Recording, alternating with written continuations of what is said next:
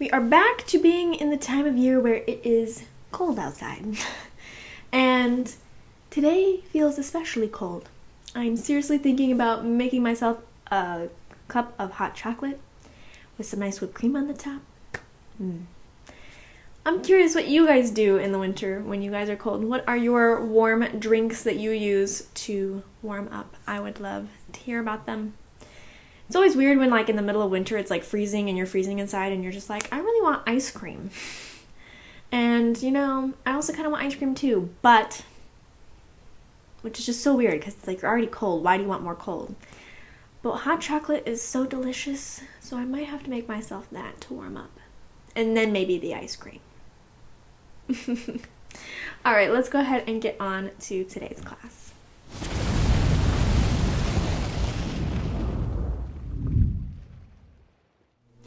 Welcome back, Fantasy Fiction Fanatics. It's great to see you again, and I hope you're doing well. Today's class is going to be on the next set of chapters for Harrow the Ninth. It's going to be chapters 10 through 16 this time.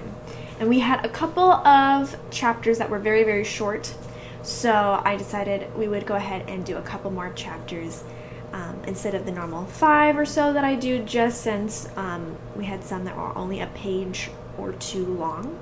So, yeah, hopefully you are enjoying the story and enjoying discussing it with me. We'll go ahead and jump right in after we go over our trivia question. Thanks to everyone, as always, who participates in the trivia question. I enjoy playing with you and seeing who gets it right and what your guesses are. This week's answer was Lord of the Rings, and I had 4 people who got it correct. Congratulations to Paul, John, Brendan, and Landon for getting it correct. If you have not participated in the trivia question and would like to, you're welcome to head over to the blog, fantasyfictionfanatics.net. It is on the right-hand side. You'll just have to scroll down just a little bit, and you'll find it if you're on desktop. If you're on mobile, you'll have to scroll almost all the way down, but you will find it down there. I would love to play with you and to see what answers you give. And every week I do update it to a new question, so you're welcome to check it out every week and see what the new question is. If you ever miss whether you got it correct or not, then the following week I do put the previous question's answer and who got it correct below the question of the week, so you can check on there as well. Alright, so Harrow the Ninth is a very hard book to recap for. Gideon the Ninth was much easier for me to feel like we were following a storyline and to be able to capture what I felt like was the main plot points of the section that we read. But I feel like this recap that I typed out and figured out for today's class is all over the place, so if it just seems like I'm spewing random things, I'm sorry. I did my best, but this book is jumping all over the place, and I don't really feel like we're following a traditional storyline or plot line that has a trajectory of events that are understandable and are a path to where we're going to end up. So let's go ahead and go over the recap. I'd love to hear your thoughts on what's happening right now, on my recap, and whether you feel like there is more of a plot line that I am not seeing or a storyline that I'm not capturing. So I'd love to hear your thoughts on this, especially since it is so kind of mix-mashed everywhere with things from the past, things from the present, things that don't seem to really connect together, but they are being told. So at the start of this section, we are back in the past, and we see another altered memory of Ortis, Abigail, and Magnus all discussing some ninth poetry, and Harrow ends up in the conversation and talking about this particular poem as well. Then she is found in the next chapter. Tells us, or whatever narrator it is, like, since it is a second point of view, maybe she tells us is not the best way to describe this, since she is obviously not the narrator. But Harrow is found, according to God and such, re-stabbing Cynthia's corpse. though she has no memory of doing that. Apparently she was found doing that. And then we jump to Mercy teaching Harrow how to destroy planetoids by killing them and releasing their energy, because they want to weaken the amount of eating stuff for number 7, which is traveling their way. And she ends up being very weak, and Mercy degrades her for not being able to do this smoothly and up to her standards. Then Ianthe and Harrow have a discussion, just in general, and a little bit of it discusses why Ianthe is kind of rejecting her arm and wanting Harrow to shape her a new one, which Harrow is not really happy with, but she has this weakness of not accepting the new arm that she has, and it is now kind of rotting a little bit on her. And then we see God and Harrow having a chat about his failures, about what he is hoping the outcome will be of the fight with number 7, the BOE maniacs that he tells her about, as well as Harrow spilling her deepest secret to God, and he understands then how she came to exist. And then we have a section where Harrow is still talking to the body, and what she says and how the body talks back to her. We have an account of Harrow's thoughts on her fellow lectors, which is a whole chapter of just these different events that are formulating how she feels about her fellow lectors and her relationship with them. And Augustine discusses, then Augustine plans how they will fight number 7 while they are in the river. And that's kind of where we end, is him detailing this plan of how they're going to defeat number 7. Again, I kind of feel like that recap was a bit lame and all over the place, and just, a bullet point of like events that sort of happened instead of really a smooth journey. But let me know what you're thinking of how everything is shaping with this book and its kind of scattered plot line. I would love to hear your thoughts and your opinions about how the author is shaping this book, which actually does really work well for us moving into the first topic about these set of chapters. And that is, I really want to talk about the feel of this book and the style of this book and how this author has shaped this book, at least to this point. I really feel like the author wants you to be as confused as humanly possible in this book. Truly feel like that's her style of storytelling. So in the first one, we definitely had much more of an actual storyline going on, much more of a set of events that we didn't totally understand or didn't totally know everything going on.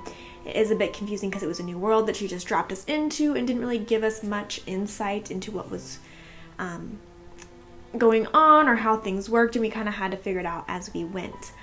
But in this book, we're truly just scrambling to try and hold on to something in this book. We're being thrown to the past, we're being thrown to the present, we're in a different point of view. We have, discombobulated events that are just tacked together, and we have jumping around conversations, and then we jump to other conversations and other ideas. A lot of people that we have had no explanation on really who they are. I mean, all of these new lectors, Mercy Morn, we do have a little bit more interaction with. But for the most part, all of them were just like, we know nothing about them other than that they are having trouble getting along and that they revere God. That's pretty much about it. It's very, very hard to keep track of who is who and why and their motivations. It's hard to understand exactly what's going on. It's hard to understand what's going on with Harrow and why she has these altered memories. We have these past, and we're wondering why we're looking at these past things. So we're just in a place of confused, put together events just roaming around us a little bit. And we're just trying to read through it and trying to find a way to move forward with this plot. I think it's very, very interesting, but also very hard to keep track and to keep up the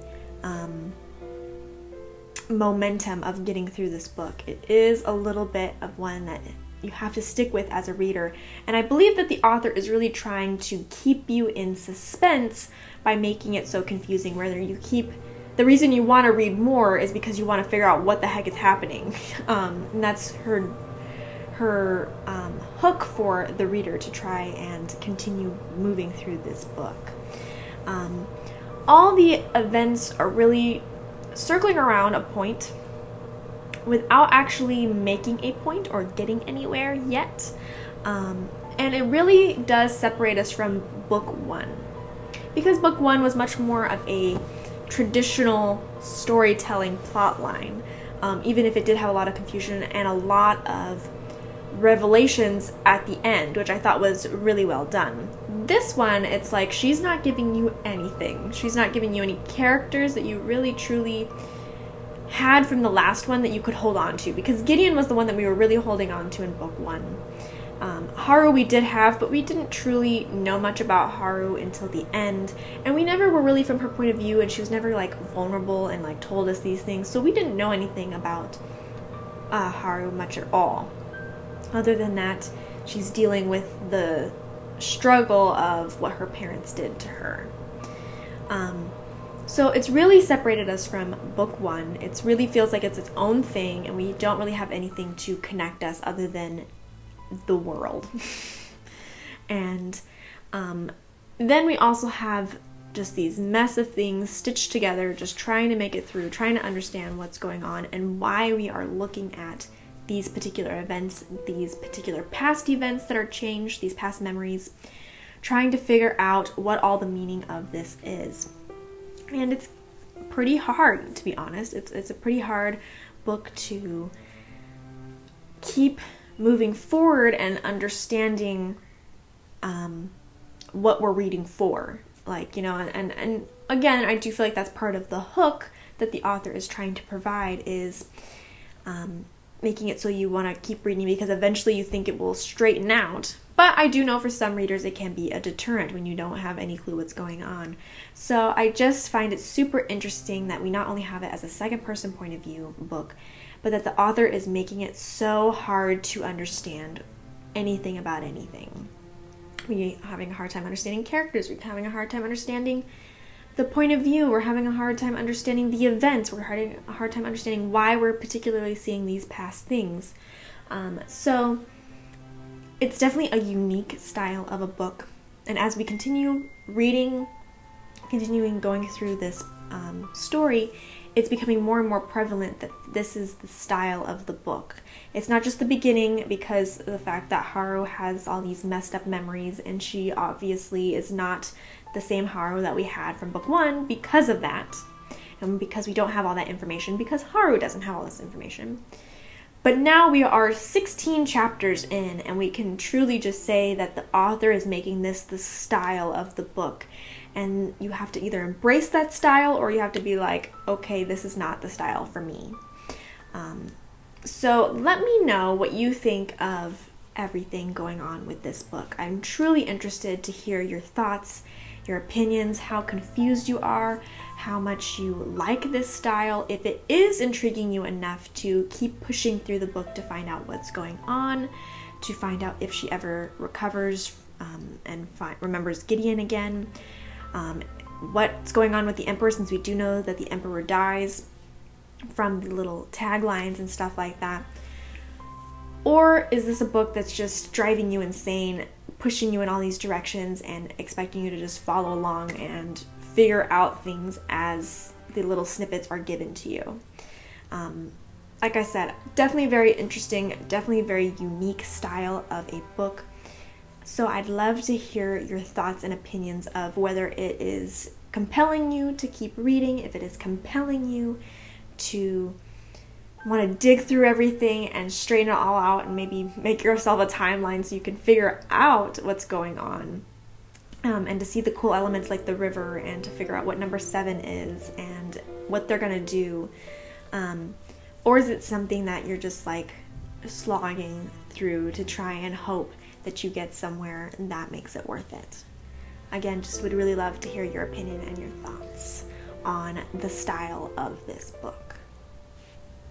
Okay, so next let's go ahead and talk about God. I know we've already talked about him a little bit, but as we continue moving through this book, I feel like he becomes more of a character that has more nuance to him, that we see more events about him and have more to talk about and discuss. And he is an important character for his placement in everything, how he's the leader of this group. And, obviously the whole point of Harrow being here is because she is now his lector who's supposed to fight this war for him. So I find that he's a very interesting mix of a character. Maybe that's just my thoughts. I would love to hear if you have a different opinion on this, but to me, he seems like he has this side where he is the leader, he is a god, and he understands that about himself, that he is, above a lector. He is the one that revived, the people that are alive today, and the 9 houses and stuff like that. They can say that they even exist anymore because of this being or this person. We're not really sure exactly his background or who he is or how he's able to be this strong in order to revive these people.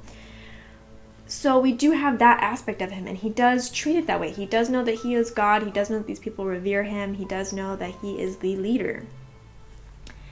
But he also has this side to him that's like an average, everyday, down-to-earth, and that term down-to-earth, since obviously we're in space in this story. But this really common, down-to-earth type character as well. He's got these really mature, on a same base level as a regular human being, thought processes and ideas and personality.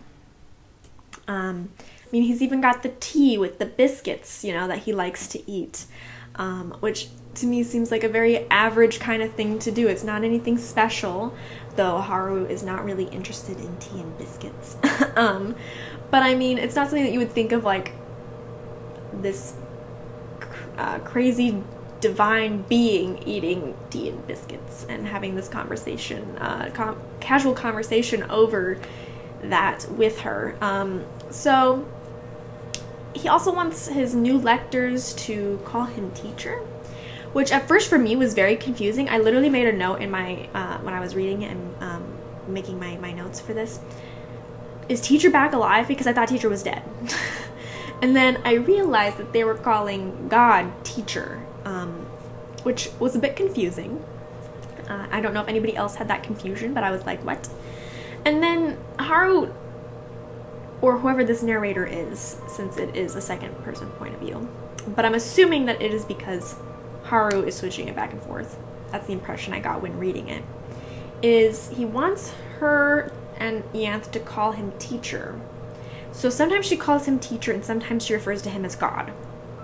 So we've got this mixed match, again, kind of like with his personality. It's like he is God, but then he also wants to be referred to as teacher and to be that kind of same level as Harrow and Ianthe, just as someone who is wise enough to impart wisdom. So it's just, a God can be a teacher as well. That's somebody who is all-knowing and almighty, would be someone that can teach their disciples and stuff like that. So it does match both aspects, again, of this mixed personality. It kind of seems like he's trying to define himself on a lower level by being called teacher, and a level that can be mixed with Ianthe and Harrow as being regular people. But then it also does have that definition of being a higher up as well. So And it's also confusing because sometimes she refers to him as God and sometimes as teacher. So I'm not really sure what that means about God and about how Harrow thinks about God. I would have to see a little bit more how that develops. But I think it's very interesting that he is terming himself as teacher, and specifically calls them out when they don't call him as teacher and says, oh, remember, I'm teacher, and wants that to be how they refer to him. Except for his older lectors do treat him more familiarity with the name John, which I don't know if that's really his actual name. We aren't sure about that. But that is a very average kind of name, and it's a very close title. I mean, just use a name for a person. So his lectors that he's been with for a long time, he's very, very close to, and they are kind of more on his level. So again, that mixes his mixed personality where he's above and yet at the same level as these other characters. And it makes him very interesting for somebody that would be considered a deity or someone to be exalted.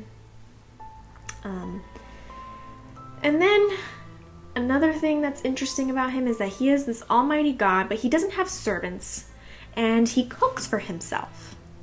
All of the lectors and God do cook for themselves, except for Harrow, who just kind of eats things as they are. She's not a big cooker, but God just makes himself his own tea, makes himself his own food, and you would think as a deity or as this high up person that he would have somebody waiting on him, or maybe the other lectors doing this task for him. But instead, he does it himself, which is very mundane, very on the same level as everybody else. It's not really a place of higher up or being a more powerful person. So it's very, very interesting because we have this dynamic of him being up here and down here at the same time. Just by his actions, just by his words, and by depending on what the moment is some moments he's up here and he demands that respect of being up there no matter what, and there are times he lowers himself back down to be on that same level playing field. He has the chemistry for Harrow to just spill her deepest, darkest secrets, which you would think would be something that is more of a higher up, someone who is a god, and she respects him and reveres him as such, and just naturally flows and tells him anything and everything. So, but that moment is also down at a moment where they're sharing tea and biscuits, and he dips his biscuits in his tea. So we definitely have this two-toned personality, two-toned person. It is super interesting. I haven't seen, someone who is quite this dynamic in having two different levels that they kind of work on simultaneously sometimes. So definitely interesting. He also doesn't keep his lectors from fighting with each other. He doesn't demand that.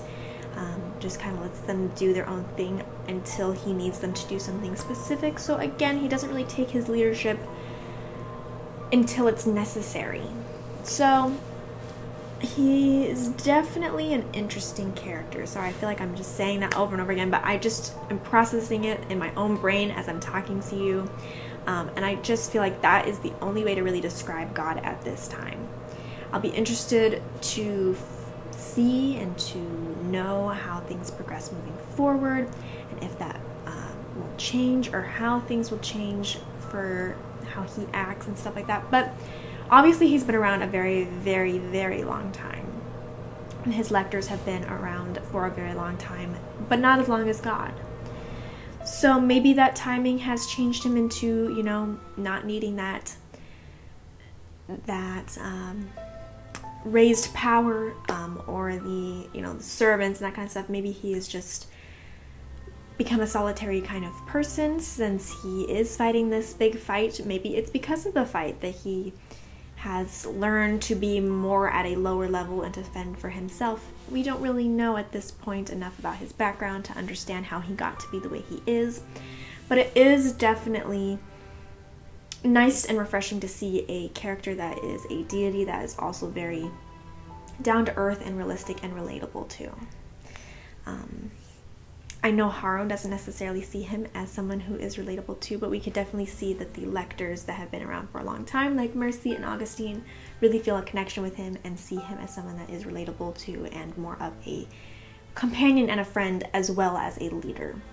Maybe Harrow will reach that point as well. Now let's move on and talk about Ianthe a little bit. I feel like we are seeing some new sides to her, seeing some more insights about her as we interact with her, as Harrow interacts with her and such. And in book 1, we did have her there. We do know a little bit of her personality, but we're really seeing it more in this book. She wasn't really a focus of the last book, but now we have more interaction, more of her, Harrow being forced to interact with her. And something that has been kind of pinging in my brain a little bit in this section of chapters is that Ianthe became a lector by automatically just stabbing her cavalier and taking his soul and absorbing it into herself. But now it seems like she's regretting that. Now it seems like she is having major setbacks because mentally she is no longer happy with the choice that she made, that maybe she's regretting it. She's showing signs, at least in my opinion, of regret for her choice by the fact that she keeps feeling like her soul is not settled right, that she is not a true lector because something is wrong inside her. She is refusing to fully commit herself to her cavalier's movements and sword work and stuff like that. Augustine is criticizing her that she is not doing it as well as she could be if she just relaxed and let her body do the talking for her, because that soul has already been absorbed and should automatically be able to come through and have her do it perfectly. So her potential is slipping because she is not letting that portion of her soul be the prominent portion that it could be. As well as, she's rejecting her arm.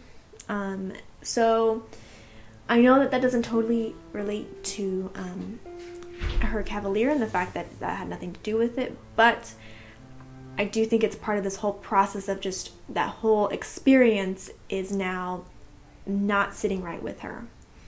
She killed him, she absorbed his soul, but she's still fighting back the true potential that she has with his soul inside her. She's kind of in conflicts with herself in that way. So it makes me interested because she seemed like she was such a crazy killer, someone who has no soul at all, at least, emotionally. She just doesn't care about anyone or anything and will just take what she wants. I mean, doesn't care about anything but her sister, at least as we've seen so far, and she just instantly killed that guy and absorbed him because she wanted to be a lector.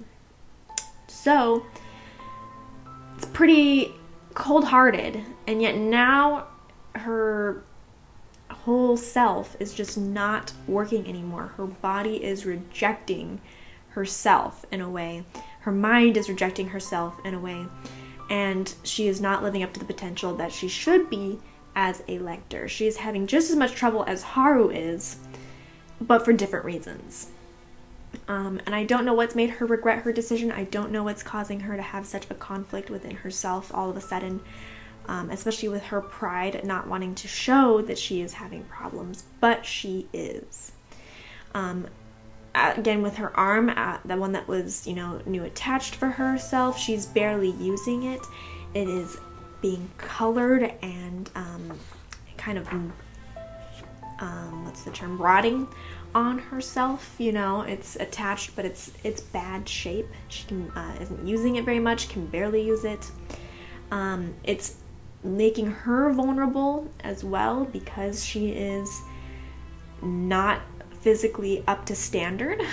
She doesn't want to have a different arm because she still believes that it won't be her own, and she's rejecting the fact that what the arm that she has attached right now is not actually the one that she originally was born with.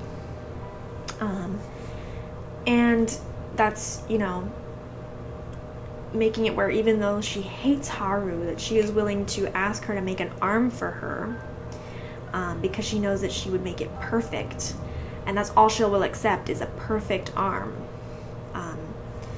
So definitely makes her and her character an interesting kind of dynamic. We have this now dynamic of her and Haru, the fact that she hates Haru, doesn't trust Haru, and yet she is also wanting her to make this arm and made that request, though Haru did deny it.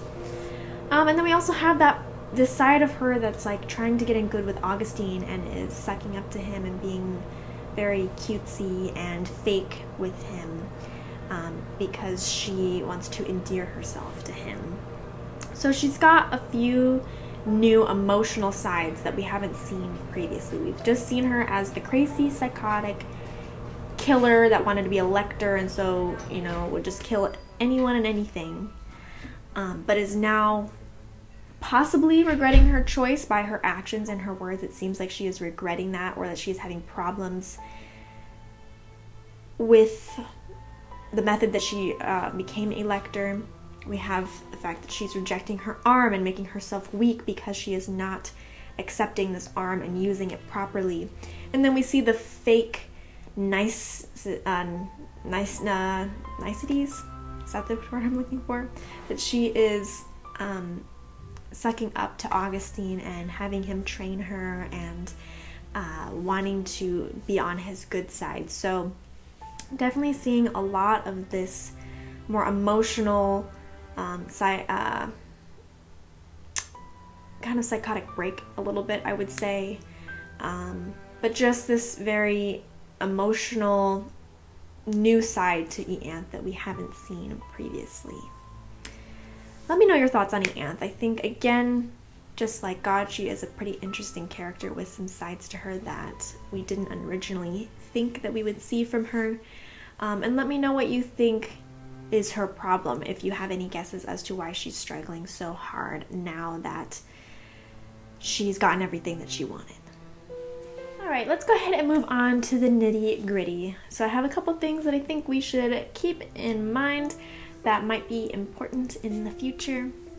And the first one is that Harrow is not the only one who has noticed that Synth's body is being tampered with.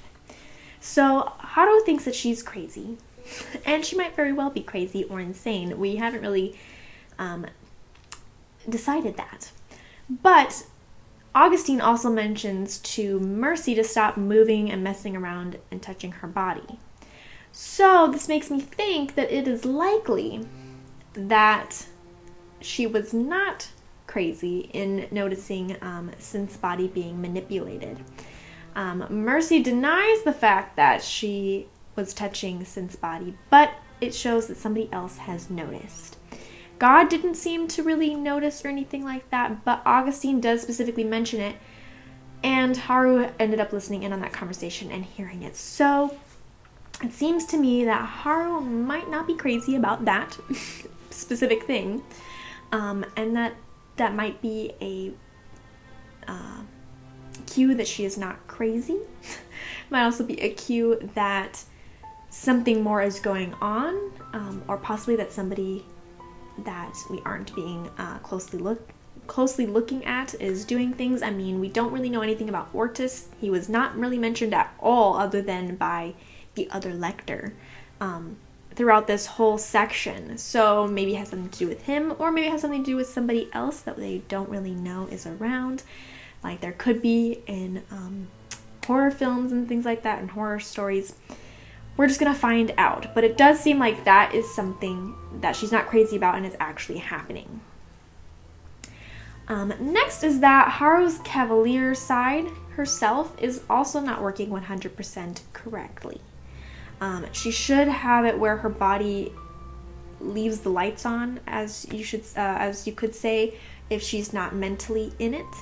But it seems that she is having troubles with actually that going on quite the way it's supposed to happen. And that might be because of her altered memories. It's unclear. But I feel like we keep getting signs that something's not quite right with her whole thoughts about the sword that she has that was Gideon's, about, her Cavalier side not working quite right, that kind of stuff. I think this might have to do with her altered memories and the fact that she is not truly who she was when she became a lector. And we're going to have to see what happens if she regains those memories, or if we see more signs that come forth from for this situation, and see if she can get it handled, or whatever else is to come. And last but not least, I think we should keep the maniacs that were brought up by God, the BOE group, or Blood of Eden, because that seems like he would not have brought it up if it wasn't something that might come back up in the future. So I think we should definitely keep in mind that that group exists, and to see where we move forward with that. Alright, so that's all I had for sections 10, or chapters 10 through 16. Let me know all your thoughts and feelings about anything in this set of chapters. If you think I missed anything, if there's anything that you think I got wrong, anything that you would like to debate or to discuss more, I would love to hear from you and love to hear your opinions and your thoughts. You can comment down below. I would love to see whatever you have down there. Or you're also welcome to contact me through social media. I am on Twitter at FantasyFiction1. I am also on Facebook, which is /FantasyFiction1. You are welcome to talk to me as well as your fellow fantasy fiction fanatics over on the Discord. We've got over 40 people on there chatting, having a good time, discussing fantasy, discussing books, discussing other fun things all the way around. So if you are interested in chatting with me or with your fellow fantasy fanatics, you can easily do so over there. We'd love to have you. Your link is down below to join. Yeah, I think that is it. Oh, if you want to have more content from me, you're welcome to head over to the blog, fantasyfictionfanatics.net. I've got book recommendations, book reviews on there. I've got different discussions of things I think about, either fantasy books, books in general, writing, that kind of stuff. Got a couple personal anecdotes from me over there as well. Lots of different content that is different than what's on here. So if you'd like to have more in-depth thoughts from me on different topics, go ahead over there and check it out. You can also join my newsletter if you'd like to get monthly updates on things behind the scenes, my life personally, or whatever you have missed from the previous month. You are welcome to sign up for that as well on there, and you will get that. Alright, I guess that is it for today. I hope to see you guys in the next class, and I'll talk to you later. Bye.